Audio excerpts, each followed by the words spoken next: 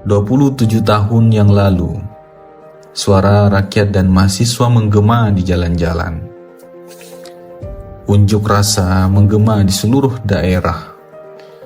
Mereka menuntut perubahan segera. Dan lahirlah reformasi. Bak fajar baru, reformasi adalah harapan dan janji kolektif bahwa bangsa ini akan menuju keadilan, demokrasi, dan kebebasan sejati. Bertahun-tahun kemudian, hari ini, reformasi tepat berdiri di simpang jalan. Reformasi yang dahulu dirayakan, kini diselimuti kabut kepentingan. Cita luhur tampak pudar, dan yang tersisa adalah puing harapan. Kita berdiri di simpang jalan. Akankah kita lanjutkan perjalanan reformasi atau justru berbalik arah? Inilah Nusa Voice bersama Dewan Pembina Menteng Institute, Rian Betra Delza.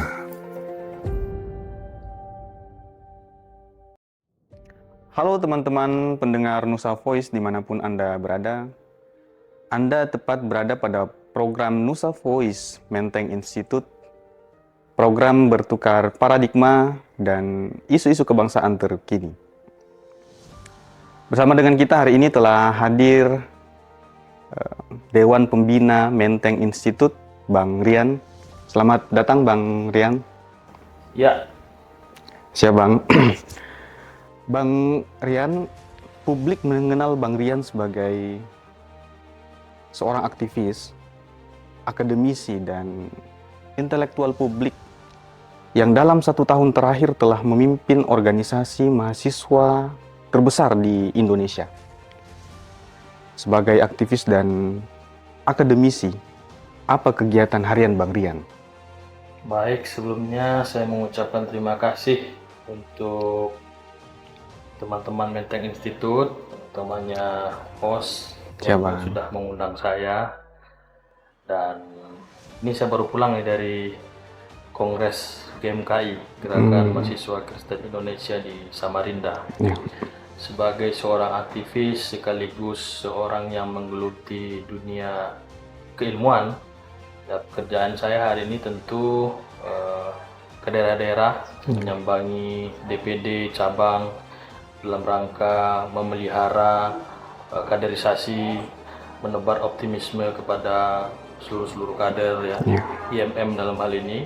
Terus yang kedua, di tengah tugas-tugas intelektual, saya sekarang juga sedang meneliti disertasi. Nah, pokok pekerjaan saya itu dua itu sebenarnya, menebarkan optimisme di daerah-daerah, kader-kader, juga sedang menyelesaikan studi. Kalau pekerjaan yang lain, ya formalnya belum ada. Belum jadi komisaris, belum jadi wamen, belum jadi menteri, ya belum jadi semua-semua. Jadi kita mengalir aja begitu. Gitu, Ton. Siap Bang. Bang Rian, reformasi telah berjalan 27 tahun. Banyak orang yang memaknai peringatan reformasi kali ini. Di satu sisi ada yang memaknai reformasi dengan nada optimis ala-ala pejabat. Di sisi yang lain ada juga yang memaknai reformasi dalam landscape yang negatif ala aktivis di akar rumput. Bagi Bang Rian, apa makna reformasi hari ini? Ya, pandangan positif dan negatif itu kan punya sumber dari cara pandang setiap manusia. Nah, tentu kita tidak boleh juga kemudian menilai mana yang layak di antara dua itu. Karena masing-masingnya punya fondasi berpikir yang menurut mereka barangkali ini lebih baik daripada pemikiran yang lain. Tapi bagi saya reformasi itu kan sebuah pergantian sistem, di mana sistem ini berorientasi kepada arah yang lebih baik daripada sistem yang sebelumnya. Tapi reformasi pada tahun 98 itu menurut penilaian saya itu masih bersifat simbolik, masih bersifat euforia, sehingga tidak ada menimbulkan dampak jangka panjang yang berkualitas. Ya, Tono kan bisa lihat itu sekarang di ruang kekuasaan itu diisi oleh orang-orang ya patriot-patriot reformasi, kemudian juga di lingkar sistem-sistem produk reformasi, KPK katakanlah, itu kan buah dari perjuangan-perjuangan reformasi. Tetapi kita belum mampu menghasilkan sistem yang layak, sistem yang bagus, sistem yang produktif. Sehingga reformasi sekarang itu dibajak, seperti dibajak oleh oligarki, dibajak oleh oknum-oknum yang mempunyai jiwa keserakahan, sehingga reformasi itu yang harusnya menjadi sumber produktivitas sekarang menjadi sumber stagnansi. Nah, pertanyaannya, di mana kita sekarang? Kalau saya menganalogikan ya, kita harus terus berjuang. Kita yang punya kesadaran ini, kita yang masih punya mental berbenah ini harus terus memperjuangkan reformasi, memperbaiki sistemnya, meningkatkan integritas masing-masing individu kita. Ya, kalau bahasa petaninya itu, seorang petani itu tidak akan berhenti apabila melihat tanah yang tandus. Ia akan terus menanam, ia akan terus menyemai benih.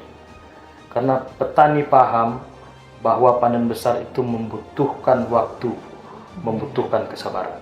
Gitu. Banyak orang yang melihat reformasi hari ini itu di tubir jurang, mengalami kemunduran. Bagaimana Bang Rian melihat hal ini?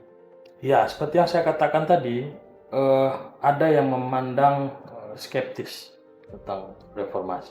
Karena faktanya juga ada. Kalau menurut saya, reformasi ini harus kita lanjutkan spiritnya. Bukan tradisinya yang buruk itu. Tapi spirit dari reformasi itu harus kita lanjutkan. Seperti diantaranya adalah peningkatan kualitas berpikir, peningkatan moral kita, peningkatan orientasi hidup bersama. Itulah yang kemudian menjadi fondasi bagi kita bersama untuk meningkatkan kualitas reformasi yang masih buruk kita nilai itu. Nah, mungkin itu tadi, mungkin waktunya tidak sebentar untuk memperbaiki itu. Tapi memulai itu lebih baik daripada tidak sama sekali. Di dunia aktivis, bagaimana cara kita memperbaiki reformasi? Tentu kita punya perkaderan mulai dari tingkat bawah sampai tingkat paripurna. Disitulah kita sampaikan kepada kader-kader kita bentuk lagi reformasi berpikir, reformasi mentalnya. Kemudian kita perbaiki lagi orientasi dia berbangsa, bernegara, berkolektif.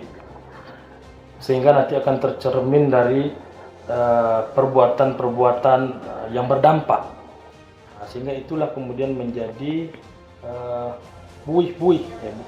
butir-butir kebaikan yang akan memperbaiki reformasi.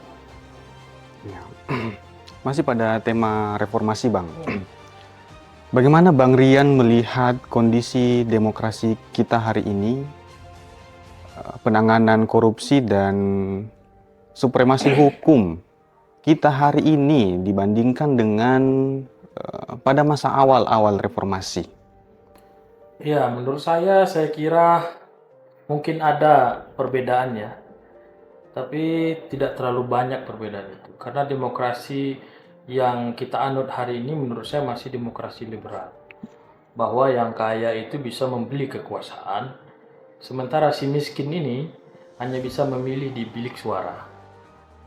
Inilah yang kemudian membuat demokrasi itu berjalan dengan seperti semu. Nah, kalau terkait dengan KPK tadi ya, pemberantasan korupsi, ya dalam pandangan kita saja KPK ini tentu banyak catatan-catatannya.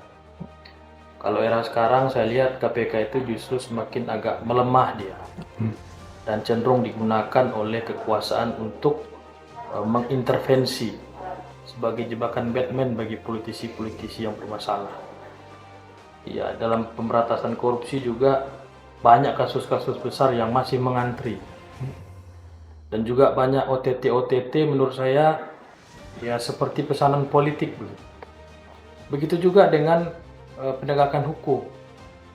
Penegakan hukum hari ini masih kita lihat seperti tajam ke bawah, tumpul ke atas. Nah, kalau kita lihat, ini masih menjadi persoalan panjang bangsa kita hari ini. Nah, akan tetapi, ya lagi-lagi kita tidak boleh optimis dengan keadaan seperti itu. Kalaulah kita ingin bangsa ini berubah, ya dari sekarang kita harus berubah. Generasi muda ini harus berubah. Misalnya kita ingin penegakan hukum yang baik, ya generasi muda hari ini yang nantinya akan menjadi polisi, yang nanti akan menjadi jaksa, harus punya mentalitas yang baik, harus punya orientasi hidup yang baik. Ya, karena kalau tidak dimitigasi dari sekarang, ini budaya-budaya seperti ini akan terus berlanjut. Berganti pun ketua KPK-nya, KPK tetap akan seperti itu. Diganti pun nanti polisi-polisi, penyidik, jaksa juga akan melanjutkan tradisi itu karena mentalnya tidak di-upgrade. Nah, itulah pentingnya dunia pendidikan kita. Pentingnya Muhammadiyah, pentingnya IMM lahir di situ, pentingnya Menteng Institute memberikan wawasan di situ. Nah, saya kira begitu. Dengan semua dinamika kebangsaan kita hari ini, Bang, menurut Abang, apakah gerakan aktivisme hari ini itu sudah cukup produktif untuk mengoreksi kekuasaan? Jadi begini, kalau ngomongin aktivisme ini kan masing-masing orang punya penilaian. Tetapi kalau saya sendiri menilai, kita di dunia aktivis ini seperti kehilangan ruh atau agak kurang tepat spirit. Karena metode yang kita pakai itu sekarang itu kan kalau ibarat lari itu kita sprint. Sprint itu kan cepat, tapi lelahnya juga cepat. Beda dengan metode maraton. Maraton itu kan larinya pelan tapi jauh gitu kan, bisa sampai 20 km. Nah, aktivis sekarang ini kalau saya lihat metodenya itu kalau orang lari itu sprint dia. Jadi kencang, cepat, tapi lelahnya juga cepat. Nah, sementara imajinasi para aktivis sekarang ini tuh kan reformasi seperti 98, mengangkangi DPR, ya kan, menggulingkan Soeharto, imajinasinya. Tapi tenaganya tidak sekuat itu sekarang. Kenapa? Ada saya lihat berbagai faktor yang mendasari itu. Kalau di mahasiswa kita lihat, saya 2011 saja itu uang kuliah saya itu 750.000 toh. Sekarang untuk S1 itu ada yang sampai 9 juta, 5 juta. S2 saya aja itu 4.500.000. Sekarang untuk anak S1 saja itu bisa 5 juta, ya kan? Bayangkan kalau di satu keluarga itu dia punya 3 atau 4 orang anak atau 2 orang anak yang lagi kuliah. Di tengah kondisi ekonomi mereka yang menengah ke bawah. Ya kan? Tuntutan untuk cepat tamat, ya kan? Tuntutan untuk IPK harus tinggi. Nah, ini yang kemudian mempengaruhi corak berpikir aktivis hari ini. Jangankan demo 1 bulan, demo seminggu saja itu sudah ngos-ngosan. Di satu sisi mereka berpikir tentang uang kuliah, di satu sisi mereka berpikir tentang SKS yang padat. Dulu saya kuliah dari Senin sampai Kamis, Jumat. Ya. Sekarang itu dari Senin ketemu Senin itu masih kuliah. Kalau nggak bisa offline ya online. Ya kan? Kapan lagi mereka bereksplorasi sebagai seorang aktivis? Akhirnya jam terbang terbatas, proses mental juga terbatas. Nah, makanya metodenya itu sprint. Sprint itu kan ya memuncak lah, kadang memuncak panas tapi cepat lagi ininya. Nah, itu berpengaruh terhadap kontrol kepada kekuasaan. Karena aktivis itu kan fungsinya ada 3. Pertama itu opinion maker, dia yang menggerakkan secara pikiran, dia memberikan edukasi kepada masyarakat, kepada yang lain. Kemudian itu juga ada fungsi political lobbyist. Nah, political lobbyist itu kan bagaimana seorang aktivis mampu untuk memberikan jembatan, untuk menjadi jembatan, untuk menjadi negosiator terhadap kebijakan-kebijakan. Tapi di satu sisi yang lain, budaya organisasi kita kan hari ini, kalau aktivis bergaul dengan politisi saja itu dianggap tidak baik. Apalagi aktivis bergaul dengan dekat-dekat dengan kekuasaan, itu dianggap menciderai demokrasi. Ya. Padahal di fungsi aktivis itu juga ada political lobbyisnya itu, ya kan? Nah ini juga semakin mempertebal suasana gelap gerakan aktivis pada hari ini. Dan yang ketiga itu mereka punya fungsi pressure group inilah, demo-demo segala macam. Tetapi aktivis sekarang itu lebih mengandalkan pressure group ini daripada dua metode tadi. Makanya itu yang saya sampaikan tadi, metodenya itu metode sprint. Larinya cepat, demo aja, tapi cepat juga lelahnya. Begitu. Nah itu suasana aktivis hari ini. Tetapi kita selalu berusaha untuk memperbaiki ya, kultur organisasi, kultur gerakan. Ya. Kita yang sudah sadar ini harus kembali untuk mencerdaskan kawan-kawan ini, memelihara semangatnya, memelihara optimismenya. Ya, kalau bisa dalam bergerak itu seperti maraton tadilah, continue, tetapi dia tidak cepat sesak nafasnya panjang. Nah, kayak gitu. Ya. Baik Bang, terakhir Bang Rian, sebagai bagian dari pemimpin organisasi mahasiswa terbesar di Indonesia, apa pesan dan harapan Bang Rian terhadap generasi muda hari ini dalam upaya untuk tetap menjaga nyala semangat reformasi di masa yang akan mendatang? Menurut saya yang jelas, kita berharap pada kaum muda ini tidak hanya mewarisi semangat reformasi sebagai slogan-slogan.